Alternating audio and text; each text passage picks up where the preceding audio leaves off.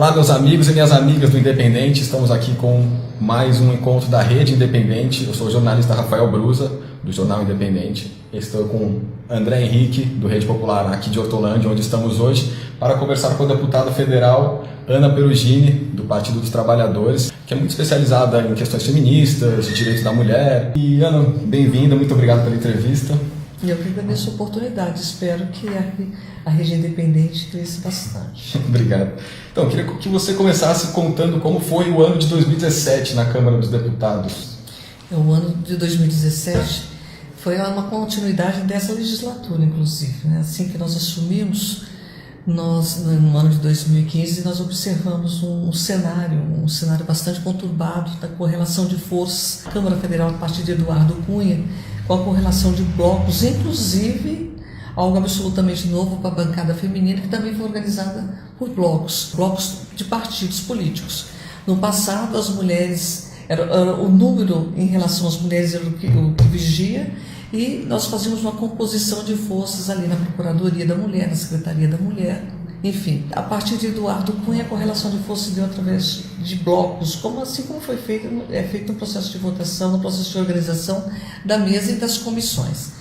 E de lá para cá nós passamos agora, estamos agora com o presidente da Câmara, que continua sendo um grande aliado desse governo, do governo Michel Temer, que depôs a presidenta Dilma no ano de 2016, e nós estamos vivendo uma sucessão de golpes. Eu acredito que o maior cenário de luta política, né, tem sido principalmente a Câmara dos Deputados e o Senado Federal. E agora esse cenário também se expande para as ruas, né, dado esse processo de retirada de direitos. Enfim, 2017 foi um ano de muita luta ali dentro. Deputada, a senhora citou a palavra golpe. Agora o presidente Lula foi condenado no TRF4. A senhora entende que isso é uma sequência desse golpe dado lá no impeachment da presidente Dilma? André, você tocou num assunto que é bastante delicado, até porque eu entendi, né, eu tenho a compreensão do que acontece hoje no cenário nacional em relação ao pensamento que vem sobre o PT. Não é? Você falou do presidente Lula, como você fala presidente Lula, o Lula com certeza ele é maior que um grande líder do nosso país, ele é um líder hoje internacional, e o PT ficou bastante marginalizado nesse processo todo de criminalização da política. E a condenação ao TRF4 é algo que já era esperado, mas quem é ligado ao direito, os profissionais do direito, eu conversava com o Valdir a respeito disso, nós esperávamos que houvesse uma condenação, sim, isso já era esperado, até porque isso foi anunciado com antecedência, coisa que não se deve fazer em relação ao julgamento, mas foi feito. E o que aconteceu? Nós esperávamos que houvesse um 2-1, não é? Mas nós tivemos um 3-0 ali dentro, né, condenando o Lula, e que não teve nenhuma divergência, não houve qualquer divergência em relação ao voto dos 3 juízes, dos 3 desembargadores. Mas, enfim, não há uma esperança de que, em se mantendo a mentalidade até agora, que isso haja uma mudança nesse julgamento. Foram negados os habeas corpus. Agora, como profissional do direito, a esperança é que eu sempre conheci juízes, né? Eu conheci um tribunal diferente, eu conheci um tribunal muito sério. A esperança é que pessoas sérias estejam em lugares corretos, né, para que haja julgamento justo. O que ocorreu em relação ao presidente Lula nessa sentença, né, foi que não havia nenhuma prova, havia uma convicção. E isso abre um precedente muito grande. Mas hoje eu percebo que as instituições não estão preocupadas com isso. A minha preocupação é aquilo que eu já falava há 3 anos atrás, da fragilização das instituições, porque uma instituição ela precisa de cumprir seu papel. O PT ele nasceu e foi tido como um grande partido que defende a ética, que defende o combate à corrupção, né, a seriedade nos espaços públicos. Então, quando você vê qualquer denúncia em relação a qualquer membro do PT, qualquer integrante do PT, você vai dizer, puxa vida, né? Se eu não posso confiar em quem me representa, agora, o PT, ele é toda uma história. Lula é toda uma história. E o nosso país, desse processo de redemocratização, é toda uma história que vem desde 1985, esse processo crescente. Então, como eu vejo que foi a decisão que foi tida no TRF4, eu vejo com tristeza e grande preocupação, porque eu não quero voltar ao cenário que antecedeu a 1985. Eu penso que quem comete erros precisa ser julgado, mas no processo legal, na justiça, obedecendo as regras que devem ser as regras de todo o processo, e que deve atingir qualquer pessoa, independente do cargo que ela ocupa. O Ministério Público, quando mandou os 10 itens para combate à corrupção, que deveria ser aprovado enquanto projeto, e houve uma modificação, eu lembro que a primeira coisa que eu disse, não, isso tem que ser aplicado a qualquer instituição, não é só ao parlamento, e nem só ao governo, mas deve ser aplicado também ao Poder Judiciário, ao Ministério Público, ao Tribunal de Contas, tem que ser aplicado a qualquer instituição, porque a instituição, ela é falha por quê? Porque ela representa, nela estão os membros da sociedade. Eu acho que é um abuso do Poder Judiciário? Eu não diria abuso do Poder Judiciário, é desvio do Poder Judiciário, porque quem quer ter decisão política precisa de se candidatar, precisa de ter voto. O que aconteceu não foi uma decisão judicial, então não houve um abuso do poder. O que houve é um desvio absoluto daquilo que foi feito no Poder Judiciário. Ele deve aplicar a lei ao caso concreto. A interpretação da lei ao caso concreto. O que houve não foi isso. E o Lula, enquanto estava se defendendo na justiça e tudo mais, ao mesmo tempo ele realizou caravanas no Nordeste, em que retomou algumas alianças com antigos PMDBistas, que inclusive votaram a favor do impeachment, como o próprio Renan Calheiros. Queria saber se a senhora considera incoerente denunciar o golpe enquanto retoma-se alianças com antigos políticos do MDB hoje. Eu acredito que o partido hoje e a esquerda que vem se reformulando, ela vai avaliar com mais cautela as alianças. Isso é importante dar mais força, cada vez mais forças à militância, àqueles que de fato fazem a defesa do partido, fazem a defesa dos candidatos, a defesa de um programa, a defesa da política nas ruas. Eu acredito que a política é feita de aliança, o partido ele nasce principalmente com o objetivo de chegar ao poder. Mas nós precisamos de ter alianças que sustentem, que dê sustentabilidade ao programa que foi votado. Infelizmente não foi isso que aconteceu em relação à última eleição. Mas aí precisa de uma reforma política, a deputada, como uma petista histórica, não sente que o PT, no auge do governo Lula, perdeu a chance de fazer uma reforma política? Com certeza. Mas o PT não teve força o suficiente até hoje para fazer isso. Por quê? O Lula nunca teve, nos dois governos, nem a presidenta Dilma teve no seu governo, a condição num Congresso o suficiente para que isso fosse feito, pela correlação de forças. Hoje há uma forte tendência a se preocupar muito com o chefe ou a chefe do poder executivo e se desmerece todo o cenário da proporcionalidade que tem na nossa democracia, que são os representantes do povo. Então nós precisamos de eleger com coerência. Se nós elegemos um presidente de esquerda, nós precisamos de olhar também, nós precisamos da sustentabilidade nesse processo com deputados que vão fazer a gestão das políticas juntos. E estranhamente nós elegemos um presidente operário, mas ainda um cenário muito forte de um congresso empresarial, de latifundiários, enfim. Nós precisamos de falar mais sobre política. O pano de fundo de tudo isso é que, num dado momento da história, se começou uma campanha contra a política. É como você falar de política, falar de ar, de água, do direito ao conhecimento. Começou a ser retirado isso paulatinamente e sistematicamente. Através do quê? Através dos grandes veículos de comunicação, as pessoas têm vontade de pertencer ao bem. Quando você começa a dizer que na política só tem corrupção, as pessoas começam a se afastar da política. E ao se afastar, os poderosos dominam a política para atender os interesses. Hoje a dona Maria é uma grande amiga já tinha bastante tempo para dizer, quem não gosta de política é governado por quem gosta. Não é? Então, todos nós precisamos nos apoderar. Se nós queremos a democracia, nós precisamos nos apoderar. E todos nós sabendo o que está acontecendo e o que significa essas relações.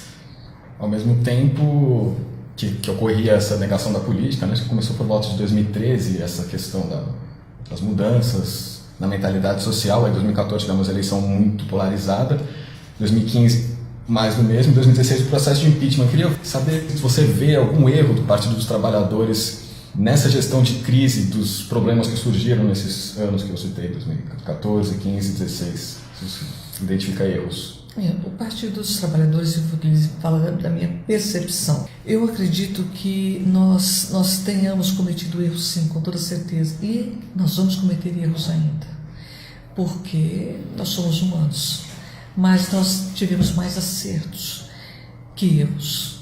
E eu acredito que, juntando toda a nossa incompetência em fazer políticas públicas, né, olhando o fim a que o partido foi criado, né, a fim a que o partido nasceu, que foi de promover, através das políticas públicas, mais justiça social no nosso país, dar direito a quem nunca teve acesso ao direito.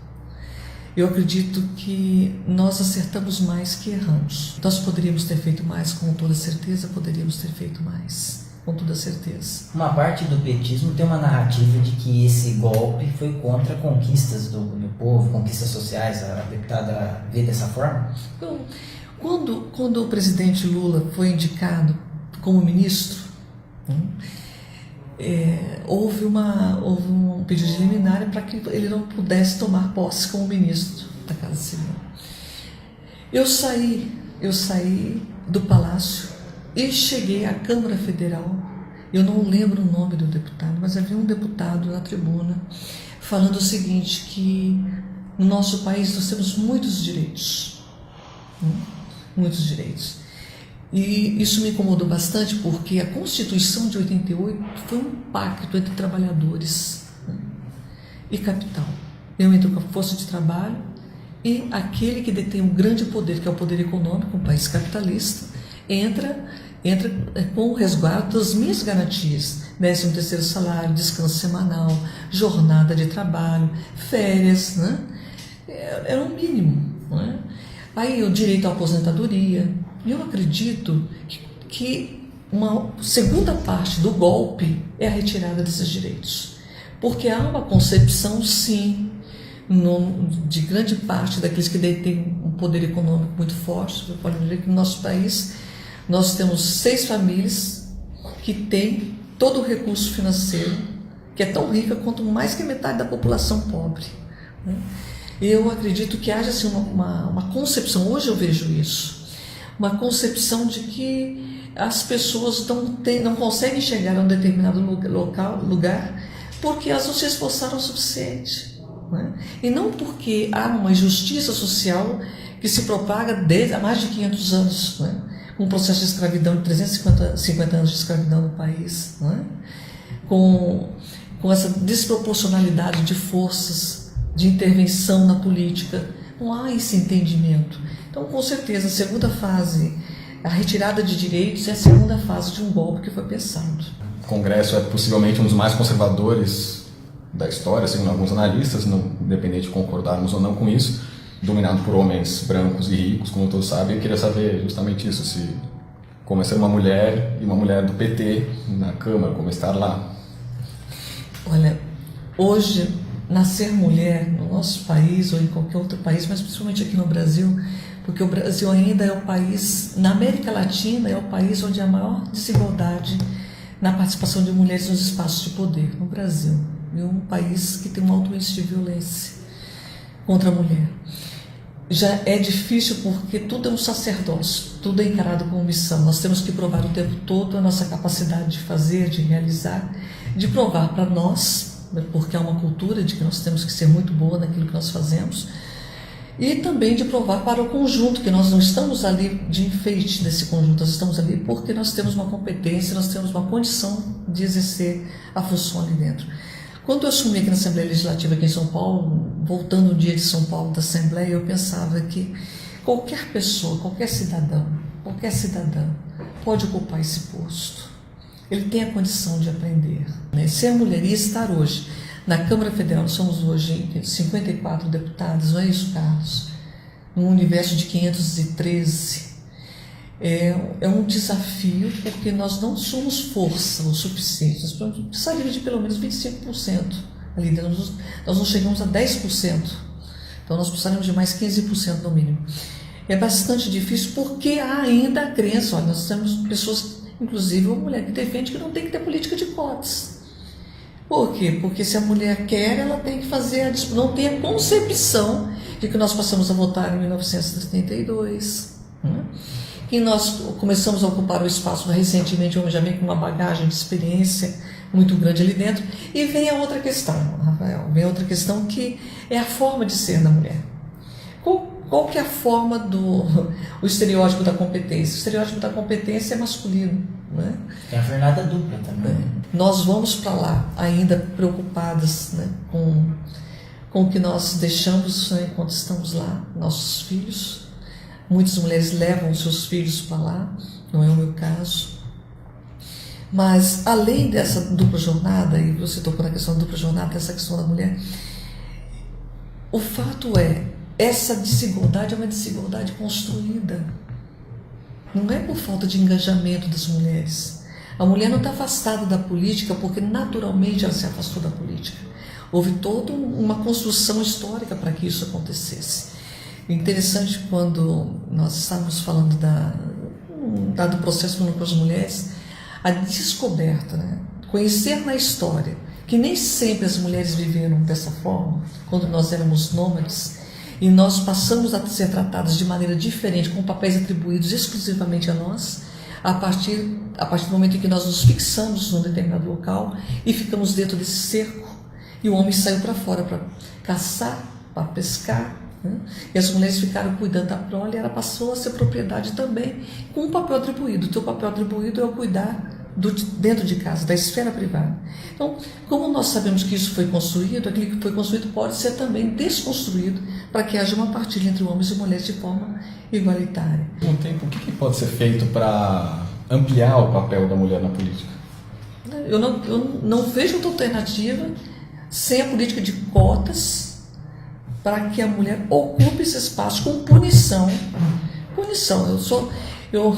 O partido que não cumprir, que usar a mulher laranja, que não distribuir o recurso partidário de forma igual para que as mulheres tenham a condição de assumir o espaço, de fazer uma campanha com decência, com punição, porque não há outra forma de modificar essa cultura. Até porque eu não vou inventar a roda, nós não temos que inventar a roda. Qualquer país, você olha na Argentina, só houve modificação porque houve uma política de cotas. No México houve uma modificação porque houve uma política de cotas. Estou falando de extremos, né? De extremos. Então, sem essa política de cotas é impossível hoje nessa correlação, impossível. Cabe lembrar que alguns partidos colocam mulher para atingir o número de candidatos na chapa.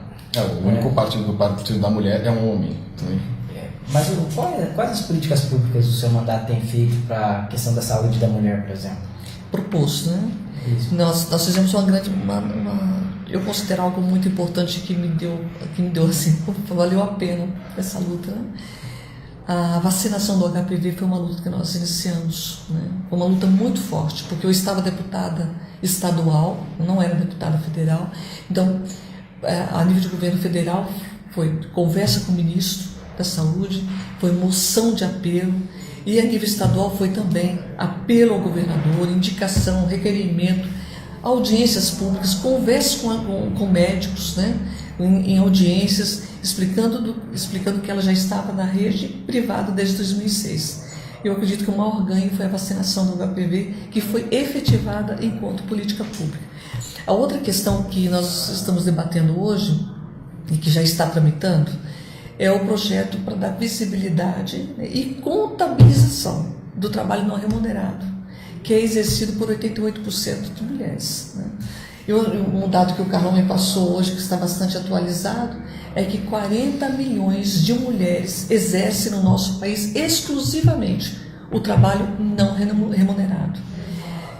Nós não temos, o IBGE precisa, nós não temos ainda uma conta, nós chamamos de conta satélite, porque Para você ter aferição, né, das riquezas no país, você precisa de contas, né? O comércio, a indústria. Né? Só para você ter uma ideia do significado disso, esse trabalho chega a ser 11% hoje do PIB existente, mas ele não é contabilizado. Aí acontecem essas atrocidades, como vem acontecendo de a mulher que trabalha em casa, né, não qual que é a sua profissão? Não, eu só fico em casa.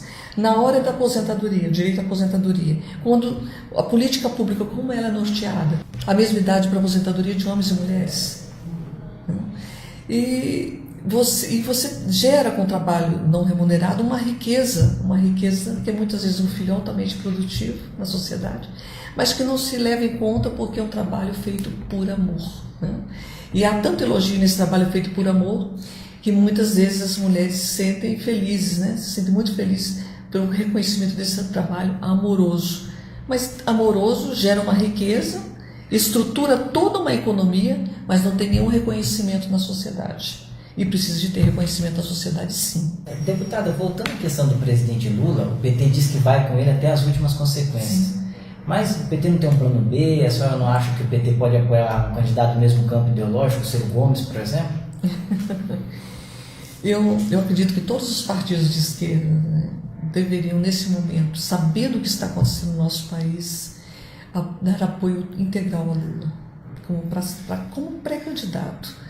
Porque se trata de uma luta do conservadorismo, de uma luta daqueles que estão retirando os direitos contra toda uma esquerda. Quando você fez a sua segunda pergunta, você falou a respeito de se eu considerava uma sucessão de golpes o que aconteceu com o presidente Lula agora, no TRF4.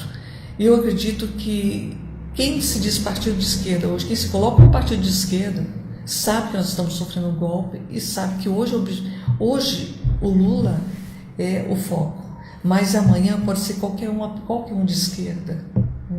Então nós precisamos de nos unir muito para que isso não aconteça no nosso país. Agradeço muito a entrevista, as palavras, acho que temos muitas coisas para pensar, o que foi dito aqui, né? Agradeço ao André também, a todo mundo presente, a vocês de casa e voltamos na próxima. Quem sabe temos mais um encontro algum dia para conversar. Muito obrigado.